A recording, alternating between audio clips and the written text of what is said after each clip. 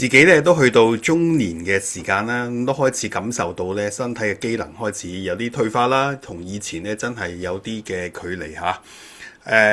今朝預備嘅時候咧，我諗起一個嘅廣告啊嚇，即係幾年前咧我都好經常咧會播俾人睇，因為我好中意呢個廣告，就係一個台灣嘅一個銀行嘅廣告啦。咁佢係根據一個真實嘅事情咧去改編，講幾個嘅幾位嘅長輩啦，佢哋即係經歷咗人生好多嘅艱難，好多嘅退化，亦都係啊，即係老咁。但係咧，佢哋最終佢哋咧覺得唔可以就咁算數，佢哋咧就騎呢個電單車咧，咁啊做一個環台咁啊。後尾唔止係拍咗呢個廣告啦，甚至係一套嘅電影，甚至呢個都成為一個咧台灣而家都不斷會繼續有人去做嘅一個咁樣嘅活動嚇。咁啊一班嘅叫做不老騎士咁樣。點解我又諗起呢個呢？因為我就睇緊今日呢段嘅經文。咁啊，其實舊年講道嘅時候都同大家講過，就係呢個約書亞記裏邊，迦勒去到85歲嘅時候呢，仍然好有鬥志咁樣呢，去揾呢個約書亞。佢話呢，我要攞翻神應許佢嗰笪嘅山地。嗰笪山地咧，雖然有一啲好高大、好強壯嘅阿納族人，但係佢話我一定要去咧實踐神所俾呢一個嘅應許，我要將佢哋打敗，攞到呢笪嘅土地咁樣，好有鬥志，好有鬥心咁樣嚇。佢哋喺裏邊咧，其實我諗起嗰個場面咧，其實我覺得好感動，即係兩位嘅識咗好耐嘅好朋友啦，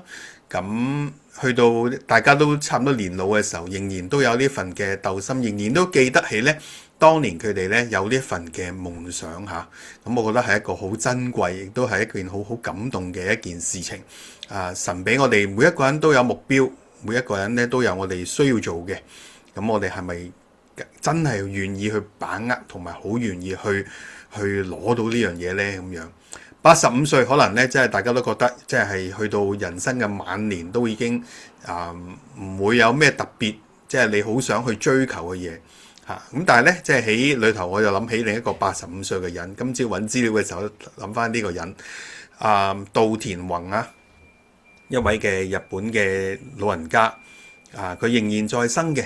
咁但係佢咧就係現時咧喺世界紀錄嘅裏邊咧最高齡嘅3項鐵人嘅選手嚇。佢喺2018年嘅時候咧就亦都係85歲零358日咧去完成一個嘅國際賽添，係一個國際賽嘅3項鐵人嘅賽事。其實佢唔係由細到大都做呢件事嘅。佢係60幾，差唔多70歲先至開始去玩3項鐵人。到77歲嘅時候咧，開始去參賽，一路咧都好多嘅艱難啦，即係始終身體唔係聽自己使，係咪？咁都有退賽啦，有試過好多次咧，就係喺大會嘅時間以外先至到，咁所以就即係冇法子攞到一個正式嘅成績啦咁樣。但係佢一路試，一路訓練，一路做，直至到佢能夠咧完成賽事，到今日佢都仍然咧有喺度參賽。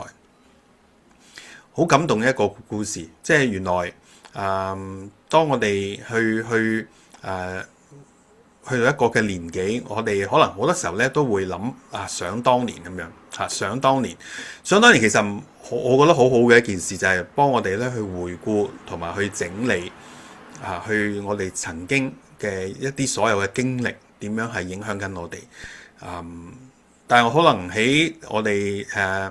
年紀有翻咁上下嘅時候，我哋都會開始注視緊咧我哋嘅健康，